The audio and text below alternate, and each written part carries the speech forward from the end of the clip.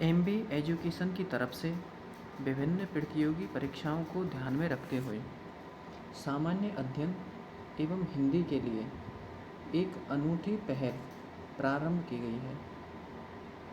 आइए हम अपनी पहल को भूगोल के अध्ययन से प्रारंभ करते हैं।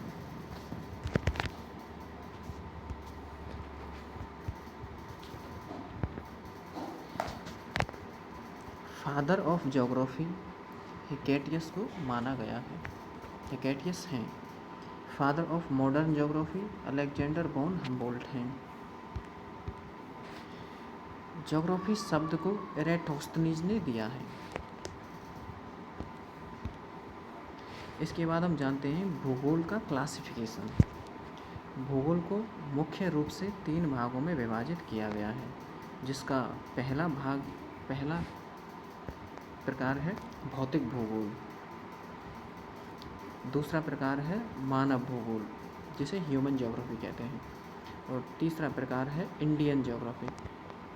इनमें बेसिक अंतर ये है कि भौतिक भूगोल और मानव भूगोल तो कॉन्सेप्चुअल सब्जेक्ट हैं, कॉन्सेप्ट के बारे में बताते हैं, जबकि उसका एप्लीकेशन रूप इंडियन भूगोल है या भारतीय भूगोल है।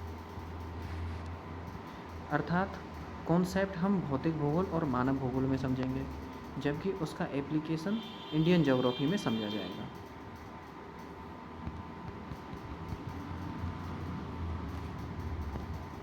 अब हम देख लेते हैं इनके फादर्स कौन कौन हैं। जैसे भौतिक भूगोल के जनक हैं पॉलीडोनियम, मानव भूगोल के जनक हैं कार्ल रिटर, और भारतीय भूगोल के जनक हैं जेम्स रेनेल।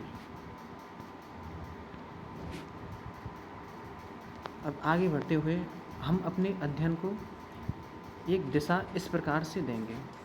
सबसे पहले हम ब्रह्मांड के बारे में पढ़ेंगे, और यहाँ पर हम ब्रह्मांड की उत्पत्ति के सिद्धांत पढ़ेंगे, नासा के प्रमुख अभियान जिनसे हमें ब्रह्मांड के रहस्यों के बारे में पता चलता है उनके बारे में पढ़ेंगे, और एक पृथ्वी पर एक लार्ज हाइड्रोन कोलाइजर नाम से एक प्रैक्टिकल चला था उसके बारे में हम पढ़ेंगे।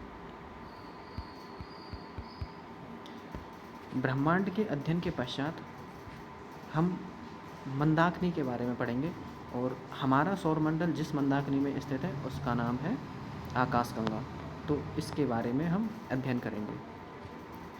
मंदाकिनी के अध्ययन के पश्चात हम सौरमंडल को पढ़ेंगे, और सौरमंडल में सभी ग्रहों एवं क्षुद्र ग्रहों के बारे में अध्ययन करेंगे।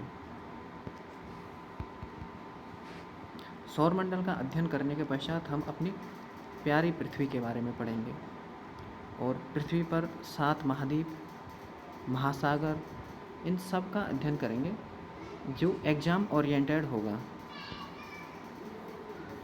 इसके पश्चात हम अपने इंडियन ज्योग्राफी पर आएंगे।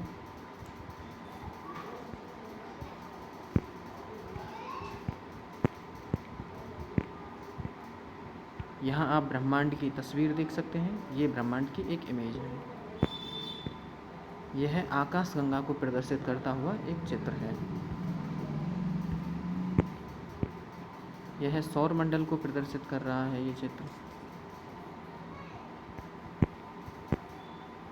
और यहाँ हम अपनी प्यारी पृथ्वी को देख सकते हैं। तो इस प्रकार से हमारे अध्ययन की एक दिशा होगी।